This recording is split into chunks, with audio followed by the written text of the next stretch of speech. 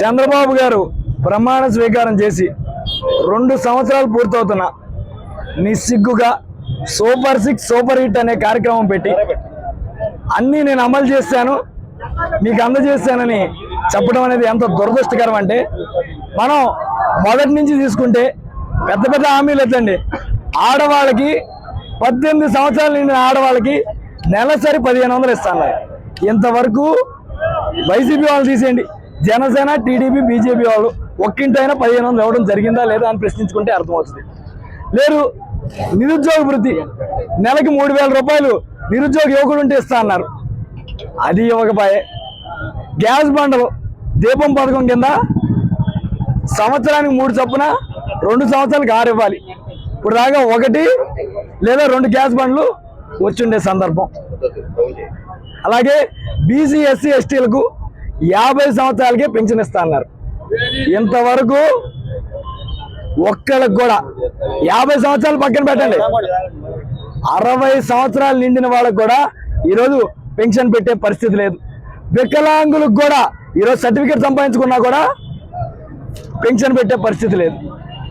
ఇది పెట్టకపోగా వీళ్ళకి మళ్ళీ రీవెరిఫికేషన్ అన్న పేరుతో వాళ్ళని డాక్టర్ల దగ్గరికి పిలిచి వీళ్ళ కార్యకర్తలు లంచం తీసుకునే పరిస్థితి.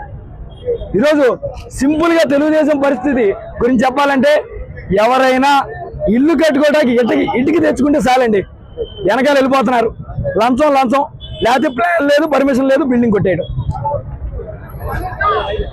ఎక్కడ ఏమి చేయాలన్నా ఎంఆర్ ఆఫీస్లో చిన్న కాగితం కావాలన్నా లంచం చేసే పరిస్థితి ఈరోజు తెలుగుదేశం ప్రభుత్వం తీసుకొచ్చింది.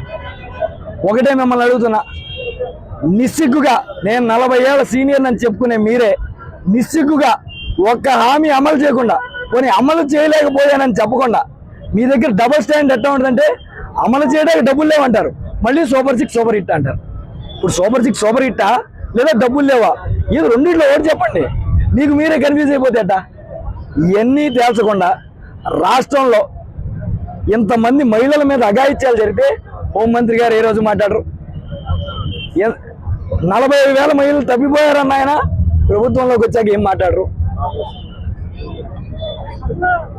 ఈరోజు ఏ శాఖ మంత్రి ఆ శాఖ మంత్రి పనులు చేయడు. డిఎస్సి ఎంత ఘోరంగా మీరు చేశారు. మీ వైఫల్యాలన్నీ మీరు అంటున్నారే 11 మెంబర్ టీం క్యాప్టెన్ అని, అందరూ వచ్చి ఆ క్యాప్టెన్ దగ్గరికి వస్తున్నారు. అంటే మన టీం పని అయిపోయింది, ఈ క్యాప్టెన్ దగ్గరికి వెళ్తేనే మాకు పని వద్దని జనాలకు కూడా అర్థమైంది. మీరే ఇంకా తెలుసుకోవట్లా. ఇంకా మీరు ఎక్కడ ఉన్నారంటే ఆ సైకిల్ మేకప్ వేసుకుని తొక్కడంలో బిజీగా ఉన్నారు అందరూ. ఇక ఆ సైకిల్ తొక్కడం మాని జనాల్లోకి వెళ్ళకపోతే రేపు జనాలు పడేసి మిమ్మల్ని తొక్కే టైం అయితే దగ్గరలోనే ఉంది. కాబట్టి మీరు సైకిల్ మీద పబ్లిసిటీ మీద పెట్టే దృష్టి, కనీసం హామీలు అమలు చేయడం మీద ఒక పావలా దృష్టి పెట్టమని తెలుగుదేశం నాయకులకు తెలియజెప్తూ, ప్రజల తరపున వైఎస్ఆర్ కాంగ్రెస్ పార్టీ దానికి సంబంధించిన చివరి స్థాయి కార్యకర్త కూడా ప్రతి నిమిషం పోరాడుతూనే ఉంటాడు, ప్రతి నిమిషం రోడ్డు ఎక్కుతానే ఉంటాడు, ప్రతి విషయంలోనూ ముందలుంటాడు. మీరు కేసులు పెట్టినా సరే, మమ్మల్ని కొట్టినా సరే, మమ్మల్ని కడదాకా మా చివరి శ్వాస వరకు ప్రజల కోసం పోరాడుతూనే ఉంటామని తెలియజేస్తూ సెలవు తీసుకున్నాను. మీ బిడ్డ ఒక్కడే ఒక వైపున ఉన్నాడు. ఫలాన్ని మంచి చేశాము అని చెప్పుకునే దానికి ఒక్కటి లేని వాళ్ళంతా కూడా ఈ రోజు ఏకమవుతా ఉన్నారు. మీ ఇంట్లో మంచి జరిగి ఉంటే మీ బిడ్డకు తోడుగా మీరే నిలబండి, మీ బిడ్డకు సైనికులుగా మీరే కదలండి.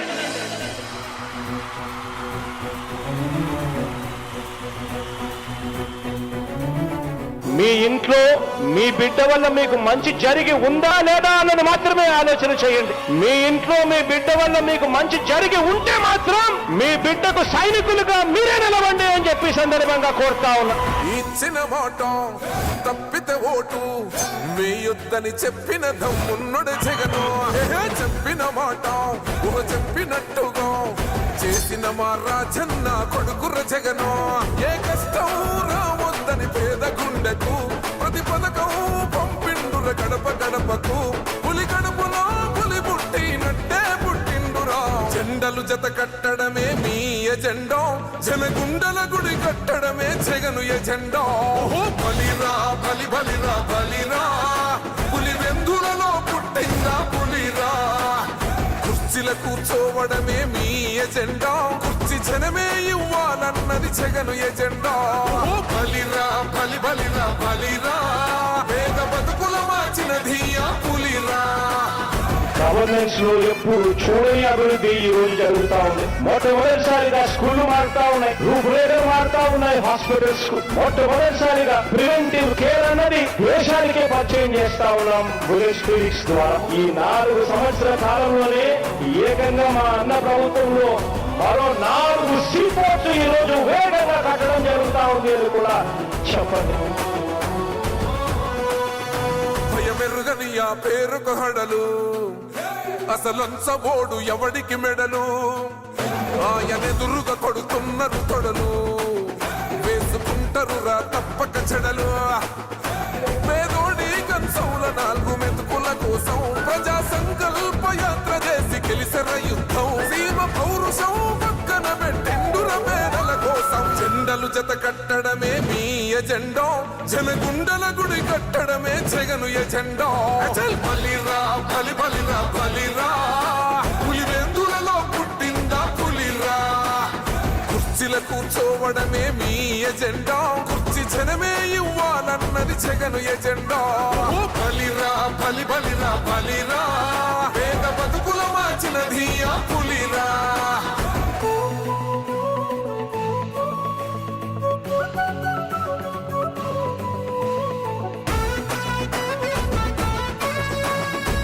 జగన్ అనే వ్యక్తి క్రెడిబిలిటీ ఏ స్థాయిలో ఉంది అంటే మా ఇంటికి తెచ్చిండు ప్రభుత్వం, మా చేతికి ఇచ్చిండుర పథకం. మా పంటకు తెచ్చిండుర పైరు, మారింది పల్లె బతుకుల తీరు. రైతు కూలన్నల నేత కదర మన జగనన్నో, అదృష్టం మన తోడై ఉన్నడు రాజన్నో. మీ కుట్రలకు నిందలకు లొంగడు జననేతరా. జెండలు జత కట్టడమే మీ ఎజెండా, జనగుండల గుడి కట్టడమే జగను ఎజెండా. బలిరా బలి బలిరా బలిరా పులివెందులలో పుట్టిందా పులిరా. కుర్చీల కూర్చోవడమే మీ ఎజెండా, కుర్చీ జనమే ఇవ్వాలన్నది జగను ఎజెండా. బలిరా బలి బలిరా బలిరా పేద బతుకుల మార్చిన ధీయా పులిరా.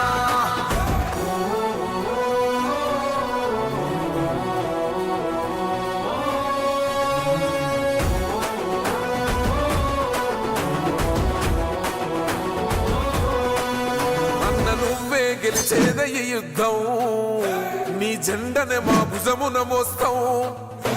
ఎవడొస్తాడని ఎదురుగా చూద్దాం, వైసీపీ జెండన ఎగరేస్తాం. నీ పొత్తు అనగోరిన గుండెతో అన్నో, ఎవడొద్దు మాకు నువ్వు ఉండ చాలన్నో. గుంపులు గుంపులు వచ్చిన సింహం ఎప్పుడు సింహ. జెండలు జత కట్టడమే మీ ఎజెండా, జనగుండల గుడి కట్టడమే జగను ఎజెండా. బలిరా బలి బలిరా బలిరా పులివెందులలో పుట్టిందా పులిరా. కుర్చీల కూర్చోవడమే మీ ఎజెండా, కుర్చీ జనమే ఇవ్వాలన్నది జగను ఎజెండా. బలిరా బలి బలిరా బలిరా